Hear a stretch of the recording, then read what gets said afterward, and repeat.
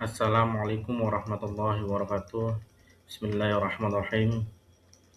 Hamdan wa syukurillah ma ba'du. Pada kali ini kita akan belajar bersama-sama mengenai pengamalan nilai Pancasila dalam kehidupan sehari-hari. Kita langsung saja pada materi pada kali ini.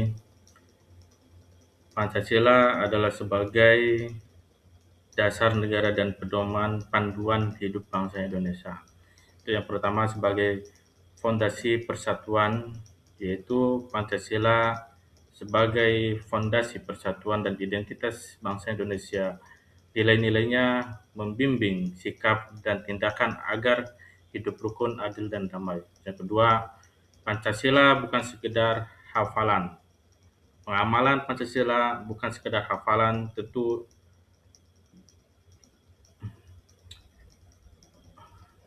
tetapi harus diwujudkan secara konsisten dalam perilaku nyata di setiap aspek kehidupan. Yang ketiga, membimbing kehidupan. Setiap sila dalam Pancasila mengandung nilai luhur yang menjadi kompas moral, memastikan setiap individu berkontribusi pada terciptanya masyarakat yang harmonis dan sejahtera. Nah, implementasi pada nilai yang sila yang pertama yaitu ketuhanan yang Maha Esa itu menghormati kebebasan beribadah. Pada sila pertama, Pancasila menekankan pentingnya menghormati kebebasan dalam beribadah dan keyakinan setiap individu. Ini berarti setiap warga negara memiliki hak untuk memeluk agamanya dan kepercayaannya masing-masing, serta menjalankan ibadahnya tanpa paksaan atau gangguan dari pihak lain. Yang kedua, kemanusiaan yang adil dan beradab. Sila kedua, menggarisbawahi pentingnya menghargai martabat dan hak semua manusia tanpa diskriminasi. Ini mencakup perlakuan yang serta bagi semua orang tanpa memandang suku, agama, ras, atau golongan. Dan yang ketiga, ini persatuan, kerakyatan, dan keadilan.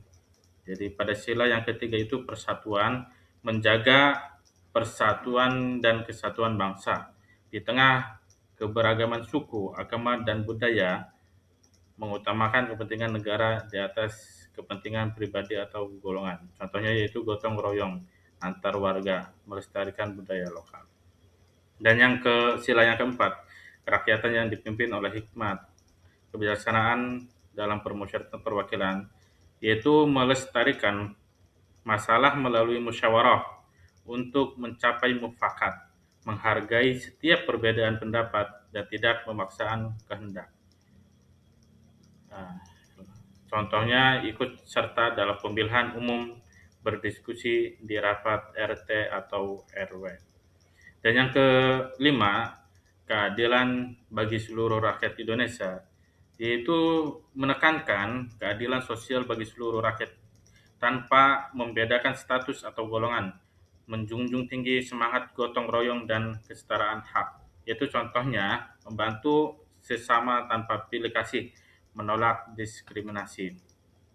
Tantangan dan pentingnya pengamalan Pancasila di era modern, yaitu di era modern Pancasila menghadapi berbagai tantangan termasuk ancaman intoleransi, radikalisme, dan perpecahan yang seringkali menyebar melalui media sosial. Fenomena ini sangat terasa di kalangan generasi muda yang lebih terpapar informasi dari berbagai sumber. Yang kedua, ada memperkuat Pancasila, yaitu melalui Pancasila harus dihidupkan kembali melalui pendidikan karakter yang berkelanjutan di keluarga, sekolah, dan lingkungan masyarakat. Yang selanjutnya, peran aktif dari semua elemen masyarakat, termasuk tokoh agama dan adat, sangat dibutuhkan untuk menambahkan nilai-nilai luhur ini. Memperkuat Pancasila yaitu melalui teknologi dan media sosial. Jika digunakan dengan bijak, maka dapat menjadi sarana yang efektif untuk menyebarkan dan memperkuat nilai-nilai Pancasila. Mari hidupkan Pancasila dalam setiap langkah kita. Pengamalan nilai-nilai Pancasila tidak selalu harus dimulai dari tindakan besar. Kita bisa memulainya dari hal-hal kecil dalam kehidupan sehari-hari, seperti saling menghormati perbedaan atau tolong menolong antara sesama dan bermusyawarah untuk mencari kesepakatan. Nah, dengan menjadikan Pancasila sebagai ruh dalam setiap langkah dan keputusan kita, kita tidak hanya menjaga keutuhan bangsa, tetapi juga membangun masyarakat yang adil, makmur, dan berlandaskan kedamaian. Mari terus berupaya untuk Indonesia yang lebih baik, bersatu dan berbineka tunggal ika. Mungkin segitu saja yang dapat saya sampaikan, kurang lebihnya mohon maaf. Assalamualaikum warahmatullahi wabarakatuh.